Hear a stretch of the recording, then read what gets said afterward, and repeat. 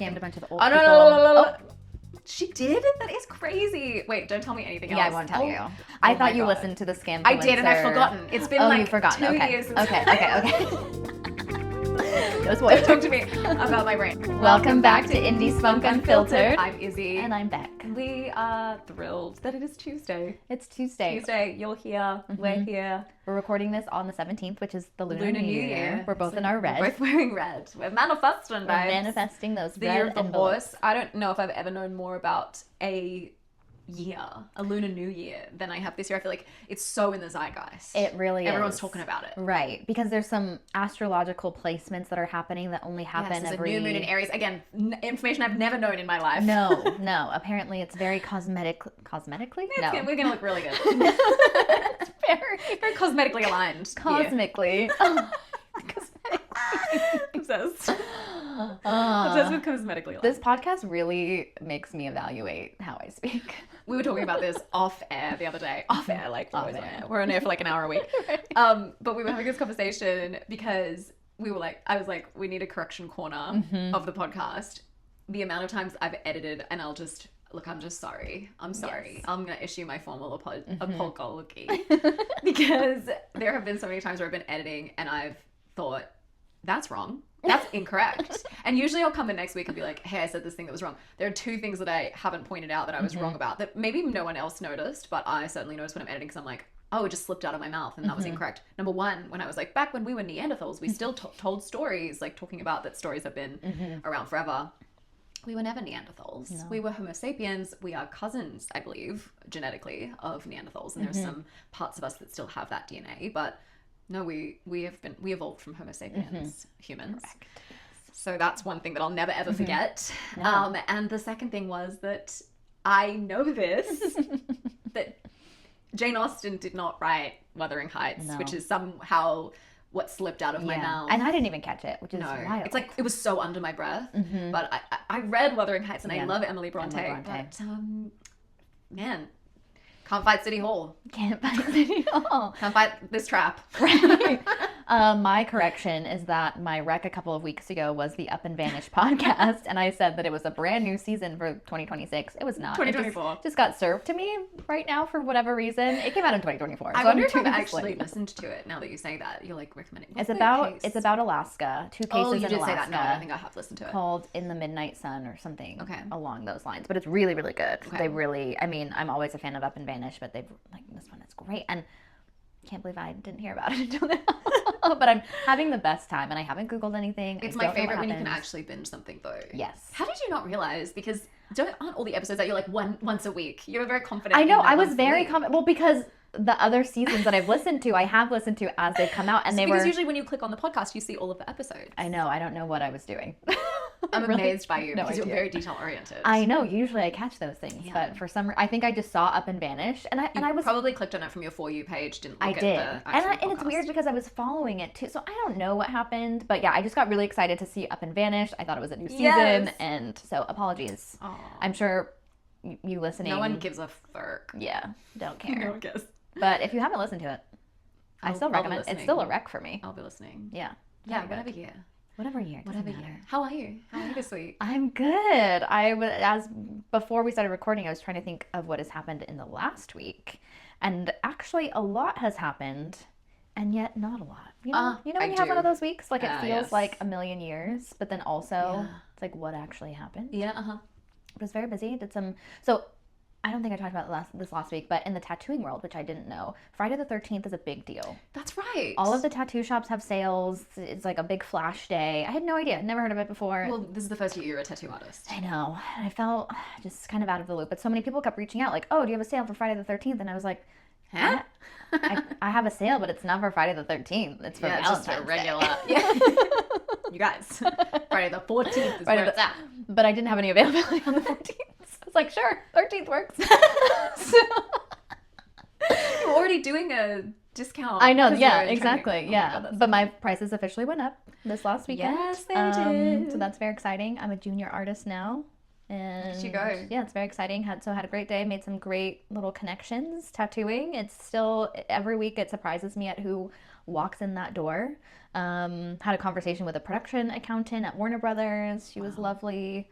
Yeah. So this is just another sign to follow whatever passion you have, whatever Or your strange gut nudge Right. that makes no Little whimsy. logical sense, but makes all the sense in your body. Yeah. Oh, and I tattooed a little freckle on myself. Oh, hey. Yesterday, actually. Watch your It's a dermatologist little- be like, I think we need to get that And I was like, checked what's out. that brown? Oh my gosh. Oh, it's so cute. Yeah, it's underneath I wonder the if you second. can see that on the camera. It's underneath the second skin right now. It's too, you can't really see it from that angle. No. Oh. See? When the second skin is off, I'll show you. Okay, But it's great. like a little brown flower that looks like a freckle. Because the reason why I did it was because people have been interested in brown ink, and they're like, "What does it look like?" And so, I now would you like can to literally just show them on your body. exactly. Yeah, I'm like, Here it this is what it is. looks like. So anyway, Very cool. enough about that. That's How was enough. your week? Great. Yeah. Similarly, I front load my weeks. Yeah. So Monday, Tuesday are wild, usually quite busy. And then Wednesday is my day to catch up. But this week, we're doing camera tests. So we're doing some camera tests for James on Rage, our feature film tomorrow, which is really exciting. But yeah, my week was great. I mean, it's just I don't know. I was really I'm excited about this new year. Like I'm excited about Lunar New Year. And You cleaned your house I yesterday? cleaned, yes. And again, I always give my rec too early, but my rec is picking a great audiobook and listening to the entire thing while you clean your house. I cleaned my whole house yesterday to an audiobook, and it was so fun. It was His and Hers, which I heard just became a Netflix limited series. Yes. Yeah. So it was fun to listen to the audiobook. Yeah. Yeah, that's Tessa Thompson. Tessa Thompson. And John something. Mm-hmm. John Bernthal? Is that right? I think that's right. I haven't seen it, but I know not- Tessa Thompson. If not, we'll do a corrections corner next Yeah. week. But I'm pretty sure it's John Bernthal and Tessa Thompson. Oh, and we went to the Film Independent. Oh, yeah, we went to the Film viewing Independent- party. Yeah, there was actually a few things that happened over the weekend. It was a busy weekend. It was a busy weekend. My partner was so sweet because my partner's in South by Southwest. His project is featured in the festival this year, which is really exciting. So they had a filmmakers mixer on Saturday, which was Valentine's Day, and he was like, I really, couldn't be around. I can't be around during the day, and I don't want you to spend the day by yourself. So I'm organizing for a car to come pick you up and take you to a massage. Sweet. So I had a really nice, relaxing Saturday. Did a little painting in the afternoon, and then we went out for dinner, which was really fun. And then we went to an arcade and raced each other. So fun. Fast and the Furious. I So much believe fun. I don't know why I'm doing this. one of the secrets to a happy partnership is competing against each other in Oh. like a game setting. Yes. Playing cards, playing Yes. board games, arcade. I know that because when we played We love a game. games with you guys, it was very serious. Very serious, but very fun. So much fun. And of course, when we were partnered, we won against the boys. Obviously. Yeah. Every time. Yeah. Yeah. Yeah. They're like, no, we couples against couples. They know that we'll Because they know, beat yeah. them. Yeah. We have psychic. Yeah, connections. that's true. We That's do. true. We have a special connection. do. My Valentine's Day was good too. We spent the day together, ran into some friends at the coffee shop. I know. And My so, two best friends ran yeah, into each other. Yeah, we were matching. It was so cute. I was wearing the sweater. She was wearing basically that sweater too. It was okay. So I have one red sweater, and so on Valentine's Day, Of course you're gonna wore wear the your red sweater. On Lunar New Year, Wear gonna your wear the red sweater. Yeah, same. I have one red cardigan. Yeah. So Yeah. I was like, that's the uniform today for Lunar New Year. And then we got sushi and watched the Olympics, which was That's so very fun. nice. We were We supposed to have an also got early. sushi. That's right. You did get sushi. Yeah. The year so of good. sushi. Love that place. We got sugarfish.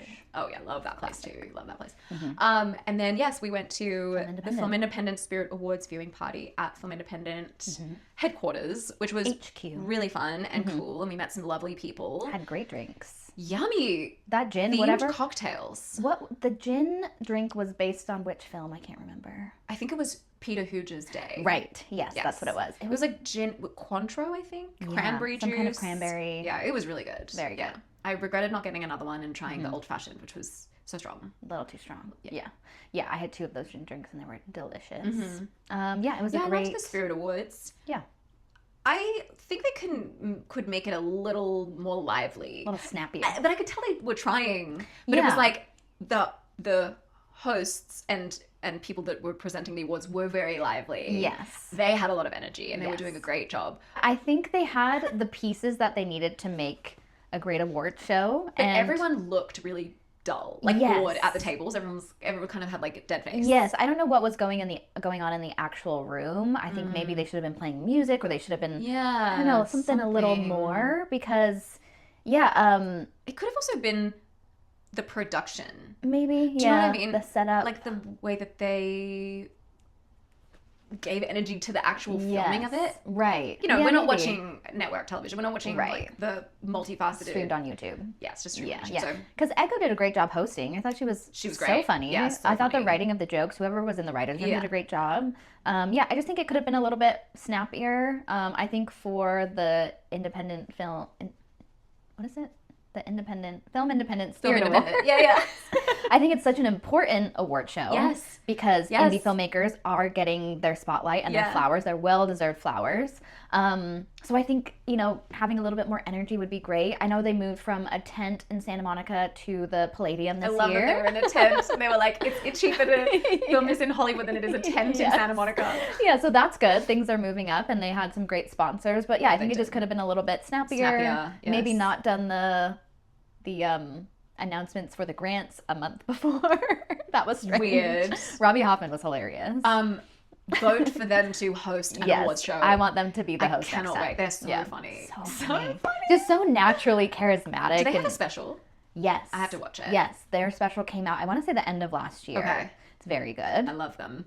And they're married to Gabby Wendy, who's also hilarious. She was, famously The Bachelorette, and then dumped the man, whoever. Oh, I didn't know any whoever of this. she was engaged to, and then I'm not in the reality world at all. Yeah. Do you know what I started? Segue, but I saw a couple episodes for the first time ever of The Real Housewives of Salt Lake City. No way, you've never watched it before. No, but I love this podcast called Scamfluencers. Oh, in America, Scamfluencers, like influencer. Yes. Mm-hmm.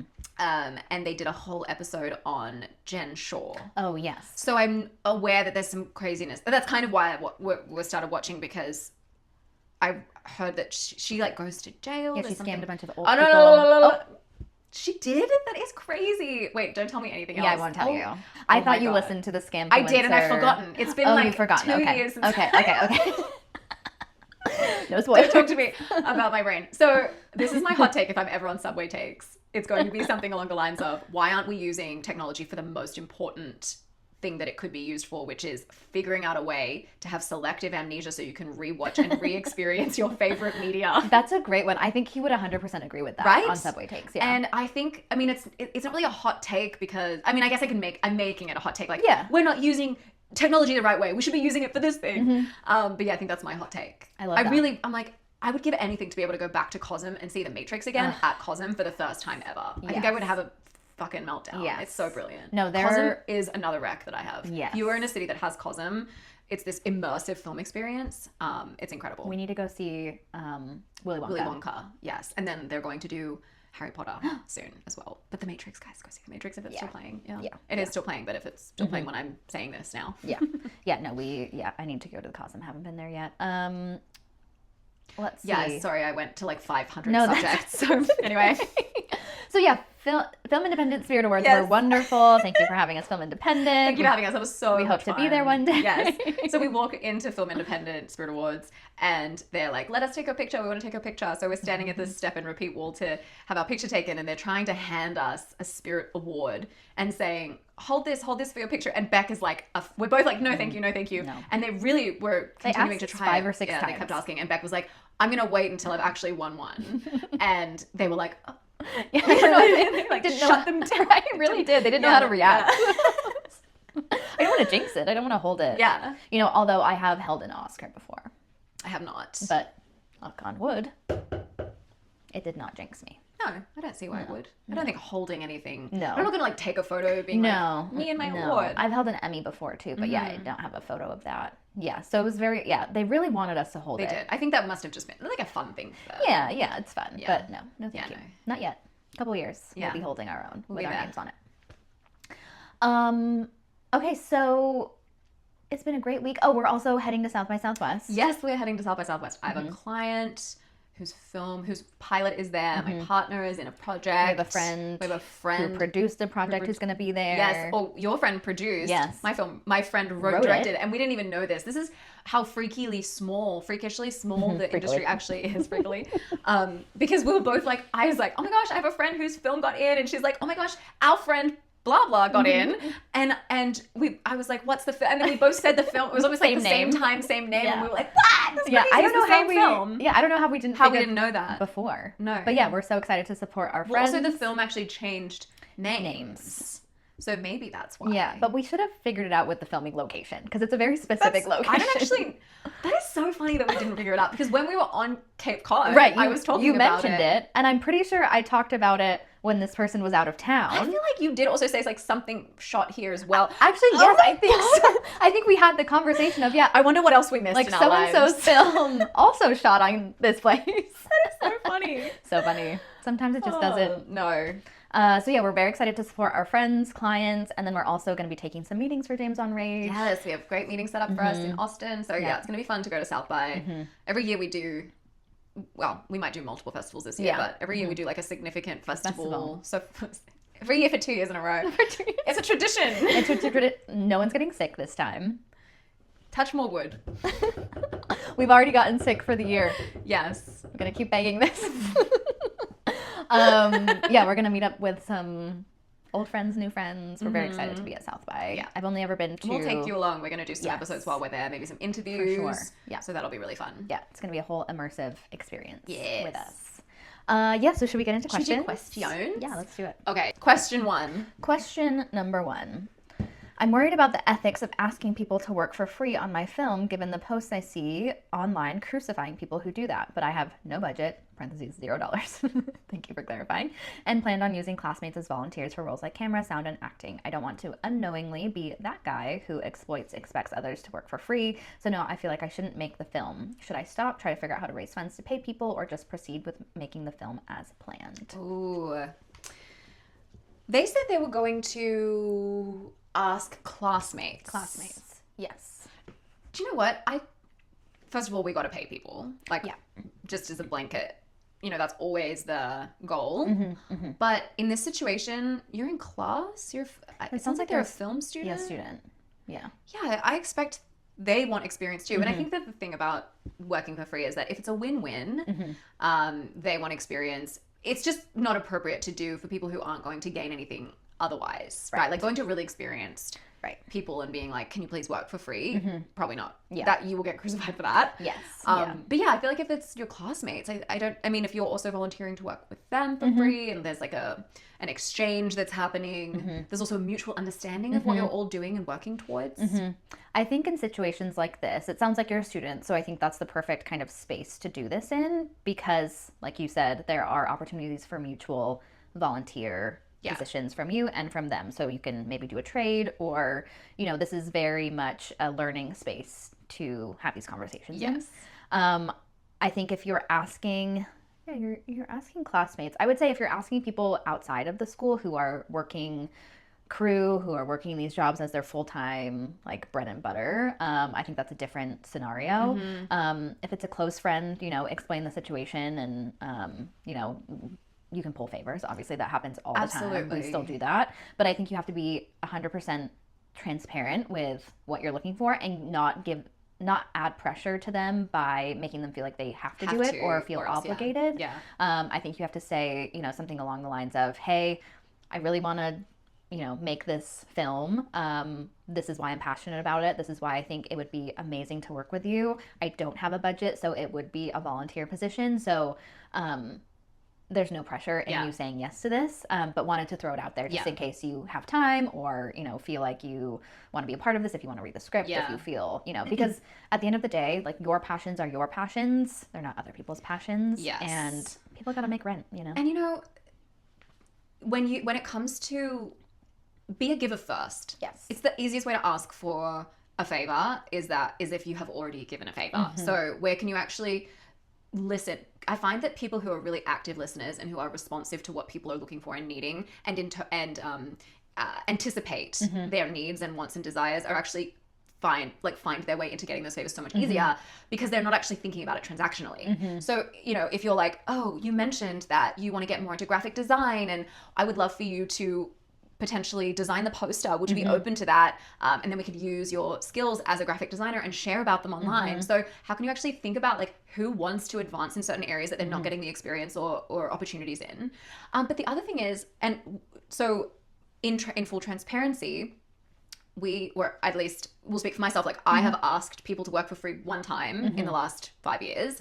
And that happened recently while we are launching our production company, really the advertising arm of our production company and doing more commercials. We asked a couple close friends and also one of a person in our network that you connected me to that we are hiring on our feature film later down the line. And also that we want to get more experience working with.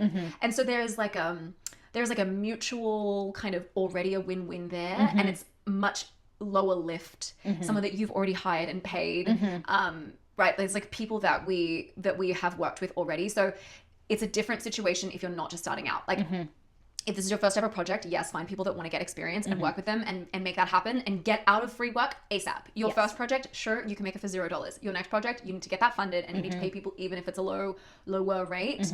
But in this situation where we are professionals and we have been working for years, we didn't have a budget to make this commercial spec, but we are able to say like this will lead to paid work that we would like to utilize you for if you would like to work with us. But again, like literally no pressure. And if you have paid work that day, go take the paid work, right? So that's kind of how we play it. That's the one time we've asked, and it's been something that only we could do and I would feel comfortable doing, knowing that we've already paid them in another way. We will be working with them in the future, and this is a potential to grow a collaboration in our production company, in advertising, that we will have more work in the future on. And this is basically them going like, we believe in you and we want to help you launch this company. So that's how I see it. I really believe in paying people. Yes. Super important. Yeah. And I think when you do have people who agree to work for free with you, you have to be really flexible with timing, with expectations. You can't expect that this will be their number one priority because, you know, we even had this in our most recent situation with the commercial where one of the people we asked to work for free for us or do this with us, you know, they had a potential paid opportunity that came up on the same day. And so immediately we said, you know, please take that. Take it. If that works out, obviously. They would have had to, right? Like expect things to be disrupted and expect not to be the priority. Exactly. Because he was like, I will have to leave for 3 hours in the middle of the day. Yeah. And it's so nice to and even we were offer. Like, great, we'll figure it out. Like, we will figure out how to make it work for timing, what we'll do in that time. And then it ended up he didn't end up needing to do that at all. But there was not an inch of us that were upset about that because it's like, go take paid work. That graciousness goes a long way. Yes. And I think it helps form the relationship of mutual respect and understanding. Long-term collaboration, which is what the most important thing is, and that's how I would think about this. But I think looking at future projects and future investments in your career, I think trying to find that money is important. Yes, and learning the skills to find that, and using your connections wisely, not taking advantage of people, and just really going in with full transparency and expectations of not putting pressure on people and just making sure that everybody feels really comfortable. Yeah, there's win-wins. Yeah, such a good point. Okay, I have this feeling that one story I get to see, movie, book, TV series, whatever, is not going to make a difference in my creative repertoire due to the infinite number of stories out there. I also constantly compare myself to peers who have seen far more films, as I tend to rewatch things I've loved instead of seeking out new content. I want to change this habit, but I feel it's too late to catch up, if that makes sense. Can you help me change this mindset? So I may be interpreting this wrong, but what I'm hearing is that this person feels behind in a way because their peers seemingly have watched more films and have a greater breadth of film knowledge. And they seem to be stuck in watching maybe comfort shows or comfort films. Yeah, okay. This is so confusing because I did initially think that this was like, I have this feeling that one story I get to make isn't going to make a difference in your repertoire, but you're actually talking about things that you have watched and absorbed. Sorry, it sounds like you're feeling pressure to keep up with every new film that comes out, and some people can do that. I know, why his name just escaped me. Tangerine Anora. Sean Baker. Sean Baker. I know Sean Baker has famously said he watches one film a day. I think Tom Cruise has said that too. Like many actors have said, or filmmakers say, like, I watch one film a day. And I think as filmmakers, I have run into this of like, oh man, I'm not watching enough. Like I don't have, as big of a knowledge of film or, that I should. But I think you have to take away that pressure, and obviously like there's some kind of mental anxiety going on that makes you go back to the comfort shows, because I fall into that trap too. Like I want to watch the same things because you know what's going to happen, and it is actually like a mental health anxiety, not issue, but a symptom of anxiety. So I get it. So I think maybe to change the mindset or get out of that habit, I mean, maybe it's oversimplification, but try and watch one new thing a week, Yeah. I like that you're asking to change the mindset. I know you say you want to change the habit, but here's the thing. I actually think that who you are and what you do and what you're attracted to is perfect. True. I grew up with a small DVD collection. We didn't have a lot. We didn't add to it very often. So I rewatched things constantly. And they ended up being such a big part of my film DNA. So true. The ecosystem of my creative brain is so filled with like Mulholland Drive. I could tell you frame by frame that film. I love that movie so much. I rewatched it. The comedy in Jim Carrey's as the Grinch is a part of my I could perform the whole thing for you. Yep. And I just love his sense of humor, his body language, his physical comedy, his vocal comedy. Like that was The Mask for me. I loved The Mask. Good. Yes. 10 Things I Hate About You informed so much of my romantic. Like I rewatched these films over and over and over again. Liar, Liar, same thing. Like I love Jim Carrey. Yeah. So I don't think there's anything wrong with this. Also, there's something, it's so funny because something that you think is maybe an issue is actually potentially a superpower. I mean, I have this conversation with my partner and I, he's always like, oh, you remember these details, these specific like quotes, these way that you remember films and stuff. And I watch a lot of films now, very varietal, I watch things all the time. I don't think I watch a film a day, but like I watch probably a film every 2 or 3 days. For sure, yeah. And I'm constantly seeking out new stuff, but I actually had to go through this phase to feel like I wanted to go and reach out to other things. I would actually just encourage you to let your curiosity lead you there. Rewatch. Just reach for the things that give you comfort. And then when something sparks your interest to move into, do that. Like, let yourself evolve that way. I don't think there's anything wrong with rewatching things. And I actually think that it gives you a really good handle on story structure. Honestly, there's not that many stories out there. Right. Like there are many different ways to tell a story, but the stories, didn't Shakespeare say every story has already been told? Yeah. I'm going to correction corner myself. It sounds like something he would say. It sounds like something, I'm not sure if he said it or someone else said it, but it's been said by an influential person in history that every story has already been told, but you haven't told that story. If you're a filmmaker, which I assume you are because you're coming into our Q&A, this actually is a superpower for you. So don't listen to that. That's just all noise, and it's not required for you to absorb that and think that there's anything wrong with you. It's actually about you going, hey, I'm actually perfect the way that I am. I'm going to lean in. How can you actually lean in and let that guide you through to find other things eventually? But repeat things and take note of why they appeal to you. What is it that stands out to you? How's that camera moving? How's that mise en scène? How's that sound design making you feel? Why? Like, absorb it all. Like, go further with it. Yeah. Let your obsession create. Because Mulholland Drive I watched that so many times, and it really became part of the reason I wanted to make films and the way that I thought films could be made that I hadn't seen in other circumstances, and informed my first short film very much. And I just think that repeating things, it's kind of like that saying, better to be a master of one than a jack of all trades. Jacket of all trades. A jacket of all trades. Be a master of the films that you like in your repertoire. Be able to speak about them. Lean in. Just lean in. I think there's literally nothing wrong with you. No, definitely no. It's very, very normal. Nothing wrong. It sounds like, maybe you're interested in watching more films. I think I just want to throw out a rec because it's helped me watch more films is the podcast Films to Be Buried With, hosted by Brett Goldstein. Each episode they go through whoever he's interviewing, their life through film. Oh, cool. And very specific recs, some films that I had never heard of, some films that are very, typical answers for, like the greatest film ever made. But that podcast is really, it's helped me just find films that I wouldn't have otherwise found. And so if you are looking for a way to watch more, want to be interested in more, check out that podcast. That's a great idea. Really fun. And even if you watch none of the movies, that's fine too. It's just a fun podcast. Yeah. Yeah. So good. All right. Next question. Next one. I think this is our last one, right? Yeah. Okay, I'm currently in film school, lots of film students. Hello, film students. And starting to develop my thesis film, and I've also been crewing on thesis shoots from the grade above me. Something I've noticed is how inefficient student film sets can be. Oh, yeah. Even when there's a schedule and shot list, it often takes 4 or 5 hours after call time to get the first shot, which then throws off the entire day and leads to overtime or extra shoot days. I've heard that professional sets are much more efficient, but also more stressful and sometimes toxic with yelling and a lot of pressure. Yeah, sometimes. Oh, God. It's hopefully rare. I actually really value the calm, supportive environment of student sets and don't want to create a culture where people feel anxious or disrespected. At the same time, inefficiency gives me a lot of anxiety too. Filmmaking is expensive and I want to be respectful of everyone's time and energy while still creating a positive environment.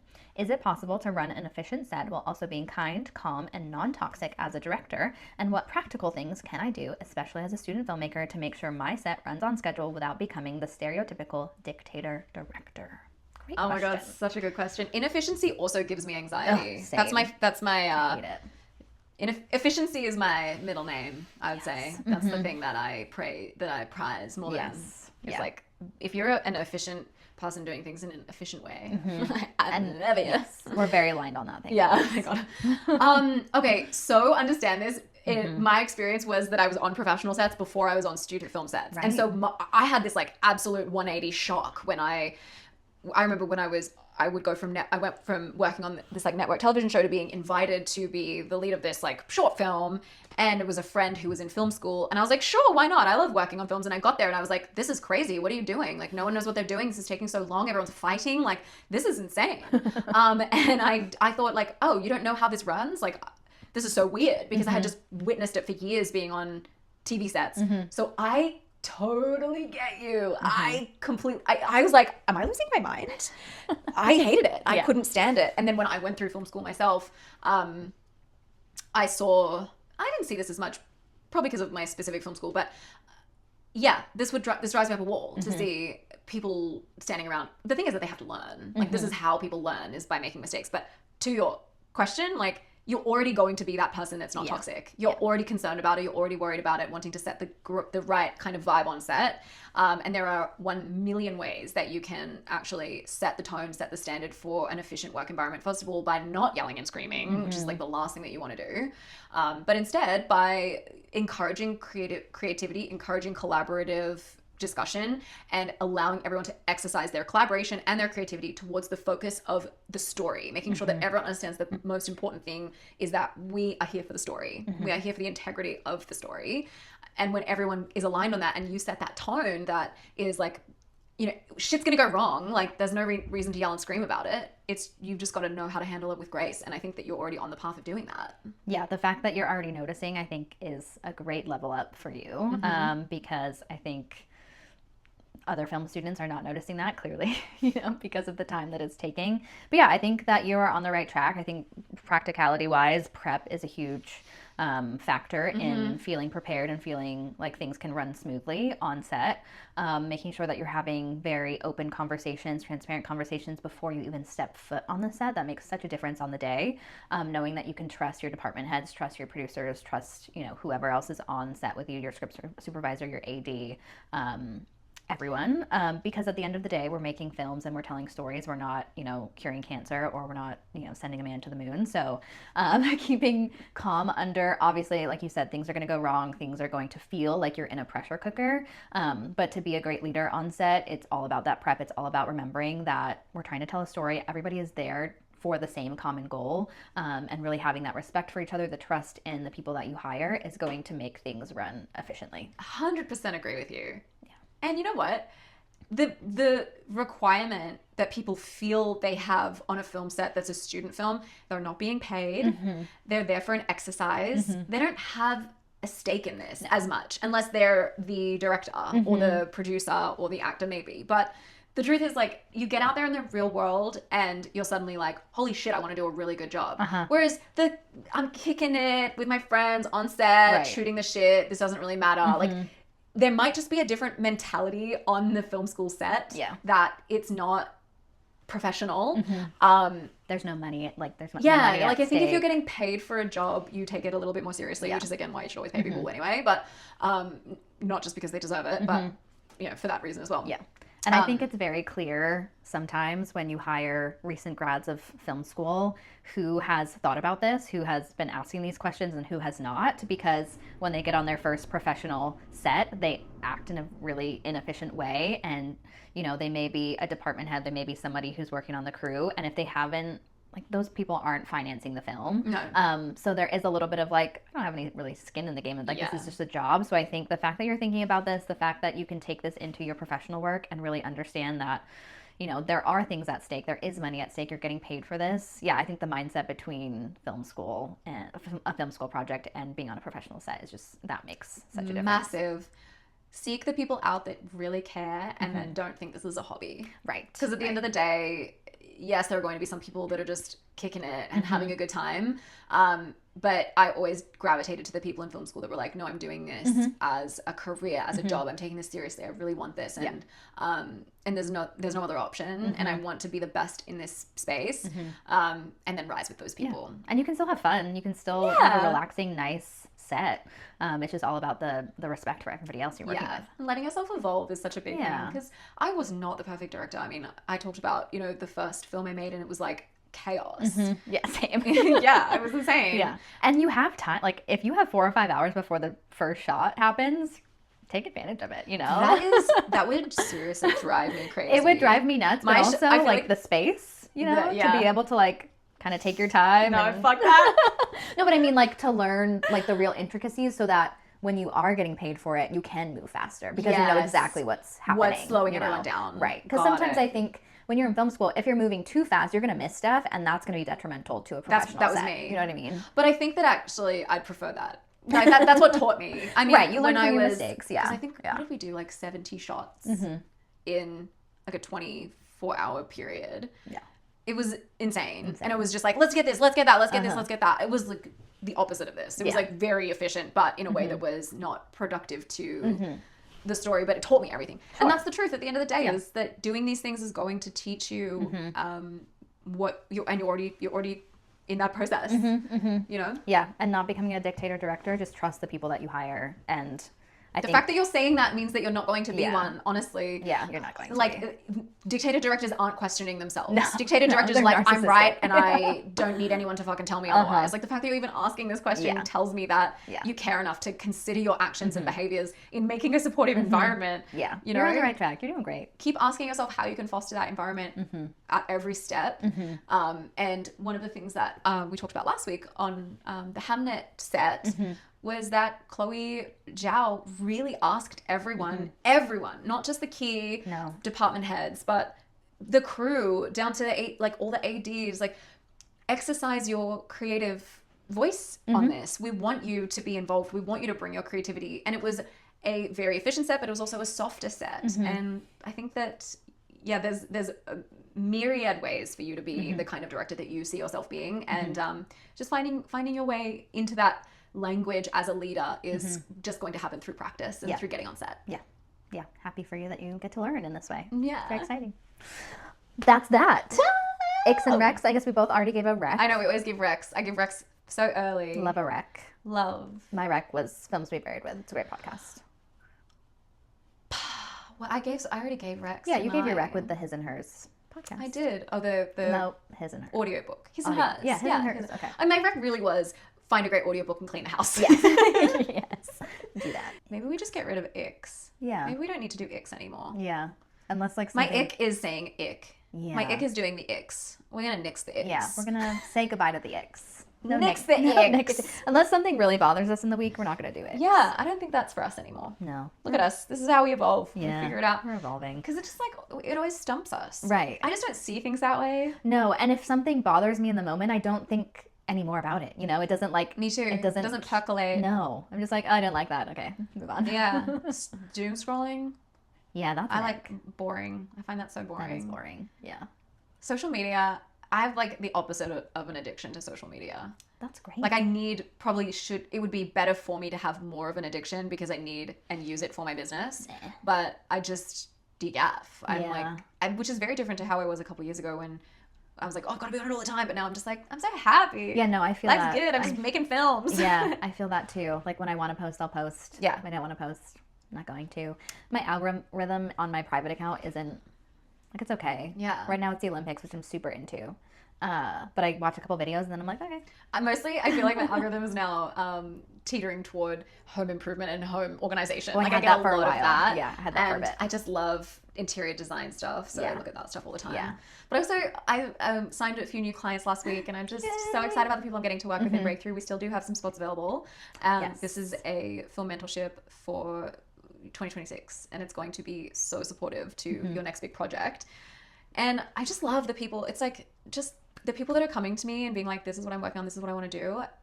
Just Great. exactly the right, like I know I'm attracting the perfect people. Yeah. The people that are like, I love this, I know I can do this, I just need support. My previous project didn't hit the way that I wanted it to. I wanted to be better at this.